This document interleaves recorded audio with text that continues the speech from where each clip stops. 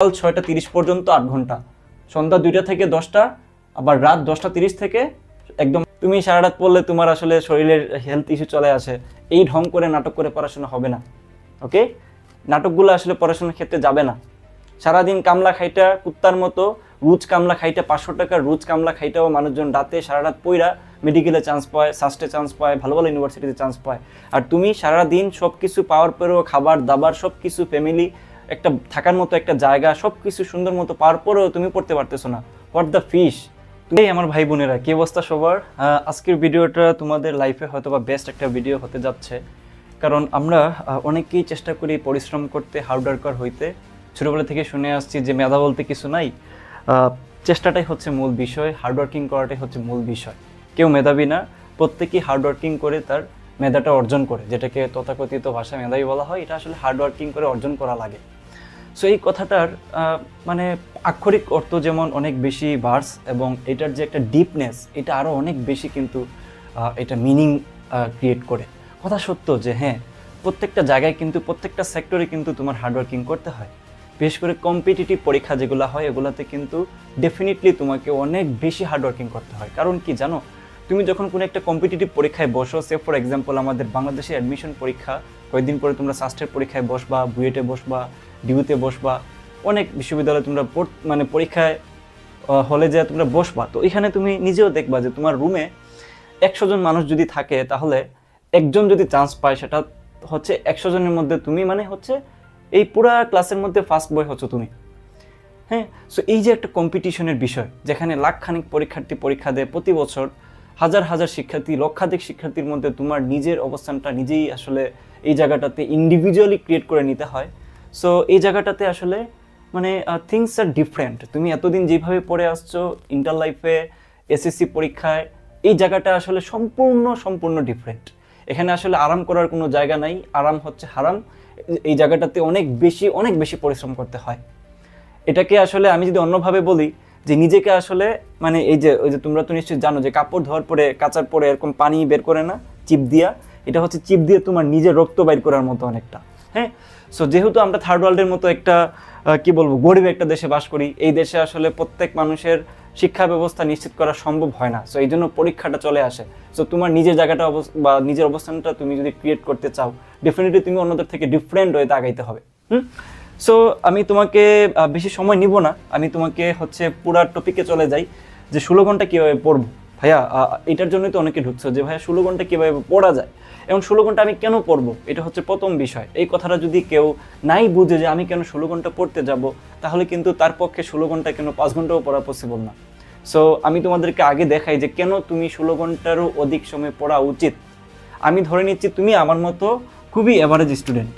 আমি যেমন average student, তুমি ওরকম অ্যাভারেজ স্টুডেন্ট। বেশিরভাগ স্টুডেন্ট যেমনটা থাকে, কেউ ফার্স্ট বয়ে সেকেন্ড বয়ে না। হ্যাঁ, মেধা নাই, কথা হিসাব একদম সোজা। তো তোমার যদি কোনো একটা জায়গায় ভালো করতে হয়, তাহলে ডেফিনেটলি একটা সার্টেন টাইম তোমাকে পড়তে বসতে হবে। অন্যরা যে জিনিসটা খুব দ্রুত বুঝে যায়, আমরা অত দ্রুত বুঝি না। সো আমাদের কাজ হচ্ছে হার্ডওয়ার্কিং করা। আমরা হার্ডওয়ার্কিং করে আমরা ওই জিনিসটা পারবো, যেটা কিনা একটা মেধাবী মানুষ কম সময় পড়েও হয়ে যাচ্ছে। সো এই জিনিসটা প্রথমেই তুমি মাথায় রাখবা যে তুমি অ্যাভারেজ স্টুডেন্ট, তার মানে তোমাকে ডেফিনেটলি অন্যদের থেকে বা অন্য যাদেরকে তুমি মেধাবী ভাবতেছো তার থেকে বেশি পড়তে হবে।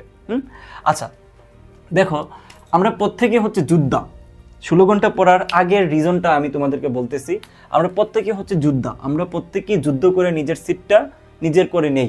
হ্যাঁ, অনেক মানুষের 100 মানুষজনের থেকে আমি আমার সিটটা যুদ্ধ করে নিয়ে আসতেছি। মনে করো যে মারামারির যুদ্ধ যদি লাগে, যে কেউ যদি বলে যে এটা হচ্ছে একটা সিট, এই সিটে 100 জনের মধ্যে যে বসবা তারই হচ্ছে এই সিট, তো তোমরা কি করবা? এখানে যে পালোয়ান, সেই তো এই জায়গায় আসলে মারামারি করে হট্টগোল করে এই জায়গায় বসবে। অনেক সময় দেখবা যে পালোয়ানও পারতেছে না, এত মানুষের ভিড়। জিনিসটা এরকমই, তুমি তোমার সিটটা কনফার্ম করার জন্য তোমার এই ব্রেন খেলায় পরীক্ষার হলে তোমার একটা সার্টেন অ্যামাউন্ট অফ মার্ক তুলে আসতে হয়, তাই না? তার আগে তোমাকে একটা প্রস্তুতি নিতে হয়। সো এই জন্য তুমি একজন যোদ্ধা। এখন পরে হচ্ছে তোমাকে যেহেতু একটা কম্পিটিটিভ পরীক্ষা দিতে হচ্ছে, 100 জনের একজন হওয়া লাগতেছে। সো তুমি মনে করো যে তুমি আসলে সামথিং ডিফারেন্ট তোমার মধ্যে অবশ্যই কাজ করতে হবে। তুমি 100 জন থেকে একজন হওয়ার কারণটা কি তোমার? তুমি কেন একজন হবা? এখানে বাকি 100 জনই অ্যাভারেজ স্টুডেন্ট, বাকি 100 জনই হচ্ছে 100 জনের মধ্যে কিছু পোলাপান থাকে খুবই মেধাবী, হ্যাঁ, যারা খুব দ্রুত সব কিছু বুঝে যায়। But why you? আমার সাথে অনেকেই আছে যারা অনেক মেধাবী, আমরা যাদেরকে বলতাম, মানে আমরা স্কুল লাইফে বলো কলেজ লাইফে বলো দেখে আসছি যে অনেক মেধা তাদের, মানে কোনো একটা জিনিস ম্যাডাম বা স্যারেরা যদি বলে সাথে সাথে তারা করে ফেলে।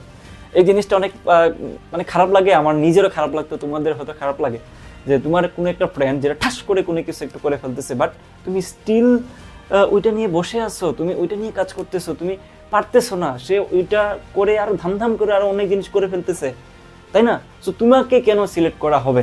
সো এটা তোমার নিজেকে আস্ক করতে হবে, কেন 16 ঘন্টা পড়া উচিত। এই জন্য দেখো, আবার যেটা বললাম যে থিঙ্ক অ্যাবাউট ইউর সেলফ, এটা আরো তোমাকে, এই পয়েন্টটা তোমাকে আরো একটু বেশি ডিপলি থিঙ্ক করাতে শেখাবে।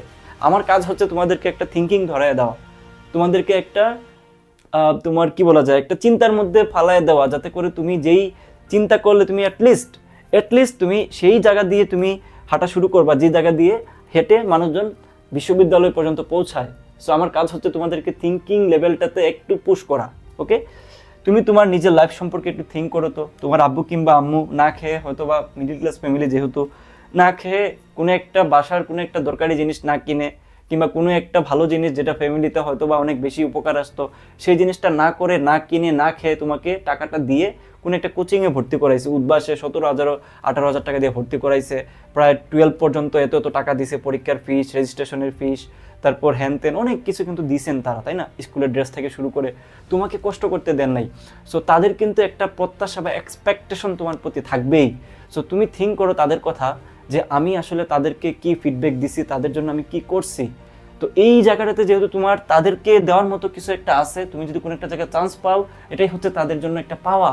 তোমাদের সামগ্রিকভাবে ফ্যামিলিতে এটা হচ্ছে একটা অর্জন, শুধু তোমার অর্জন না, তোমার আব্বুর অর্জন, তোমার আম্মুর অর্জন। সেটা তুমি একা তো আর বড় হও নাই ভাইয়া, তাই না? তোমার আব্বু আম্মু তোমাকে বড় করার জন্য তোমার ফ্যামিলির অনেক ক্রাইসিস ছিল, অনেক ত্যাগ স্বীকার করছে। সো তোমার যদি এই জায়গাটাতে কোনো একটা সফলতা আসে, এটা শুধু তোমার নিজের সফলতা না। আমি একটা গল্প তোমাদেরকে বলি, তোমরা কি বিরক্ত হচ্ছ কিনা জানি না।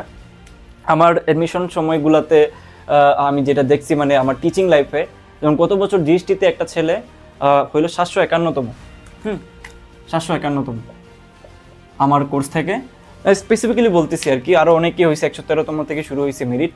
তো তার গল্পটা বলতেছি এই কারণে, যাতে তোমরা আসলে এই জায়গাটা থেকে ইন্সপায়ার হও। সে আমাকে, সে সেকেন্ড টাইমার ছিল, হ্যাঁ।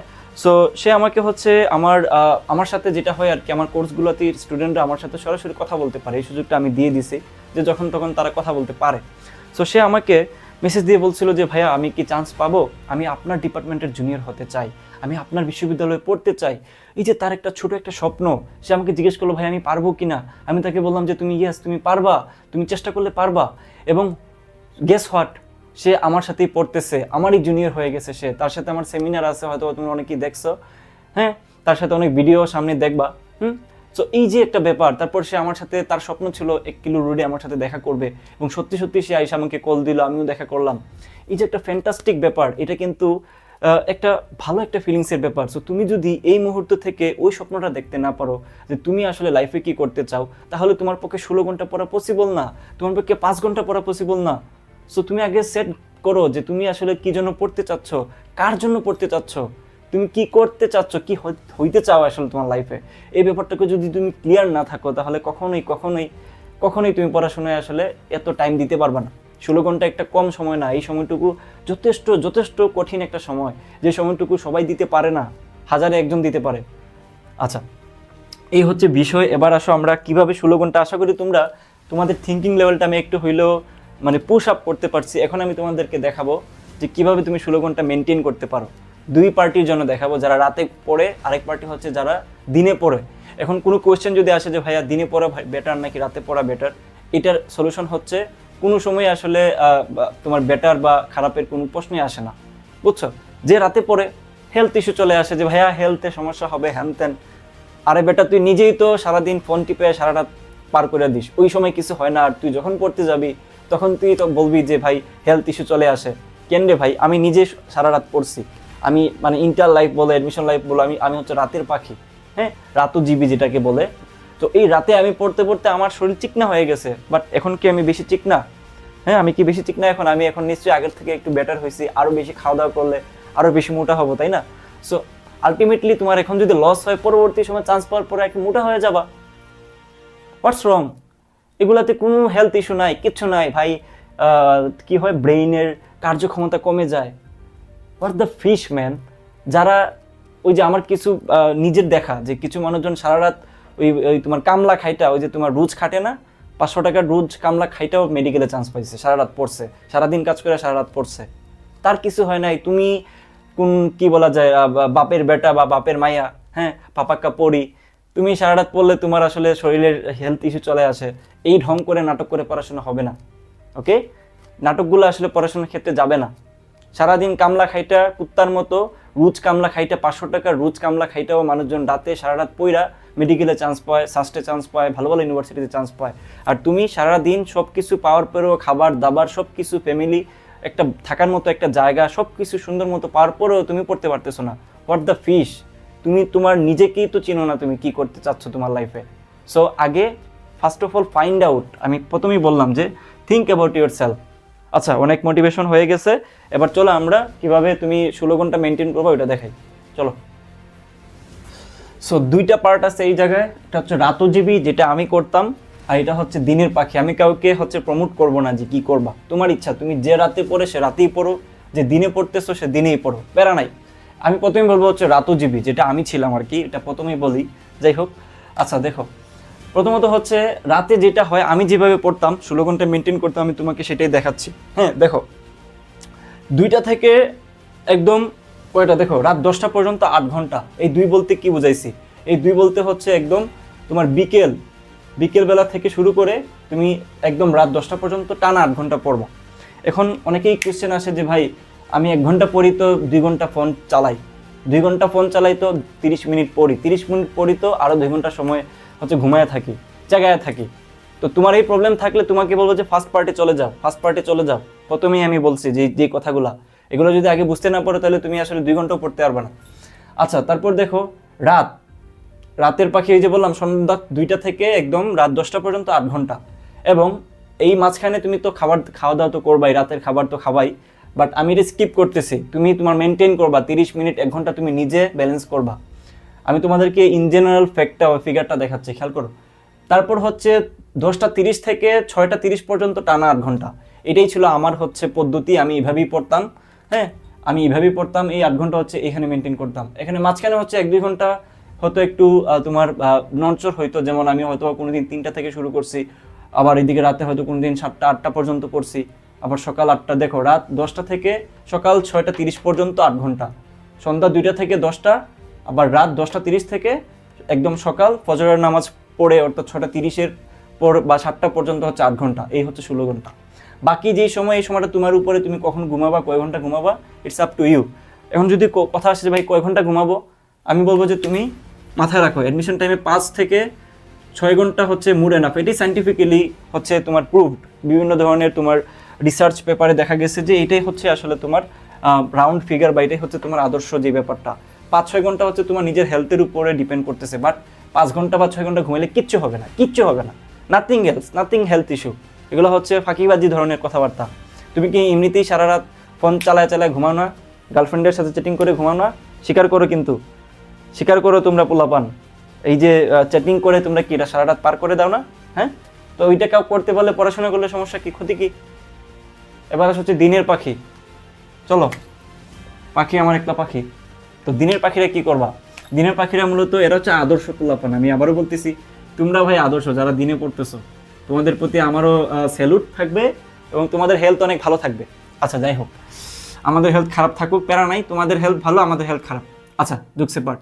সকালবেলা হচ্ছে সকাল 5টা থেকে একদম দুপুর 1টা পর্যন্ত টানা 8 ঘন্টা পড়বা, এবং বিকেল এবং সন্ধ্যা 2টা মিলাই আমি লিখছি, দেখো পরে তুমি 2টা থেকে, অর্থাৎ দেখো 1টার পরে নামাজ পড়লা, খাওয়া দাওয়া করলা, আবার 2টা থেকে শুরু করলা, 2টা থেকে টানা 5টা পর্যন্ত পড়বা, বিকেল 5টা পর্যন্ত পড়বা। তো এখানে পাইলে আরও 3 ঘন্টা।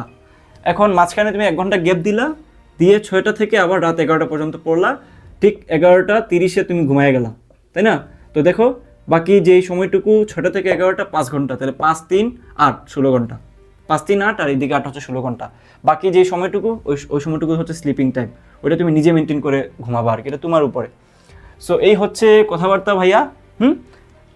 আরেকটা জিনিস বলে দিই, তোমরা যারা সাস্টের জন্য প্রস্তুতি নিচ্ছ, বাজারে সবথেকে প্রিসাইজ কোর্স বলো, সবথেকে বেটার কোর্স বলো, এই মুহূর্তে যেটা চলতেছে সেটা হলো আমাদের কোর্স। আমাদের কোর্স আসলে সাস্ট ওরিয়েন্টেড কোর্সের মধ্যে অনেকটাই এগিয়ে, কারণ আমরাই শুরু করছি, আমরাই লাইভ ক্লাস নিচ্ছি, যেটা বাজারে একদম রেয়ার, কেউ লাইভ ক্লাস নেয় না, সবাই রেকর্ড ক্লাস নেয়। আমরা হচ্ছে এখানে ভালো ভালো টিচার প্রোভাইড করতেছি, সাস্টের অভিজ্ঞ টিচাররা যারা অনেক বছর ধরে সাস্ট নিয়ে কাজ করছেন, এবং আমরা এখানে বুয়েটের টিচারও রাখছি। সো এই ক্লাসগুলো হচ্ছে 1 by 1 মেন্টরিংয়ের মতো, অর্থাৎ তুমি এই ক্লাসে কোয়েশ্চেন জিজ্ঞেস করতে পারবা, অ্যানালাইসিসের ব্যাপারটা থাকে, এবং এইখানে গ্রুপ আছে, যেই গ্রুপে তুমি যে কোনো প্রবলেম ছবি তুলে পাঠাইলে তুমি হয়তো আনসার পাবা, যেটা অন্য কোথাও পাবা না। এবং এই কোর্সটাতে তুমি ক্লাস ডিউরেশন কম পাবা, যেই ক্লাসগুলো তুমি খুব দ্রুত শেষ করে ফেলতে পারবা তুমি যখনই ভিডিওটা দেখো না কেন। আমাদের জিএসটি কোর্সও আছে, বাট আমাদের সবচেয়ে ইউনিক যে ব্যাপারটা সেটা হলো আমরা লাইভ ক্লাস নেই। আমাদের যে লাইভ ক্লাসের ডিউরেশন কম থাকে, আমরা অ্যানালাইসিস করা কোয়েশ্চেনগুলো নেই, যেগুলো করলে তুমি পরীক্ষায় শতভাগ কমনের নিশ্চয়তা থাকে, এবং তোমার খুব দ্রুত একটা সিলেবাস শেষ করার একটা টেন্ডেন্সি এখানে থাকে, যাতে করে তোমার ডিপ্রেশন যেমন চলে যায়। এবং এখানে মেন্টরশিপে থেকে তুমি ভাইদের সাথে কথা বলে ডেফিনেটলি তুমি তোমার পড়াশোনার ব্যাপারটুকে আর টু স্মুথ করে নিতে পারো। সো প্রত্যেকটা কোর্সের ডিটেলস আমি ডেসক্রিপশনে দিয়ে দিব। আর সাস্টের ব্যাপারে বলতেছি, তোমরা যারা সাস্টের জন্য প্রিপারেশন নিতে চাও তারা জাহিদ 10 এই কুপন ইউজ করলে তোমাদের জন্য ছাড় প্রাইস হচ্ছে 440 টাকা। তুমি 440 টাকা দিয়ে সাস্টের কোর্স প্লাস এক্সাম নিয়ে নিতে পারবা। এই হচ্ছে বিষয়।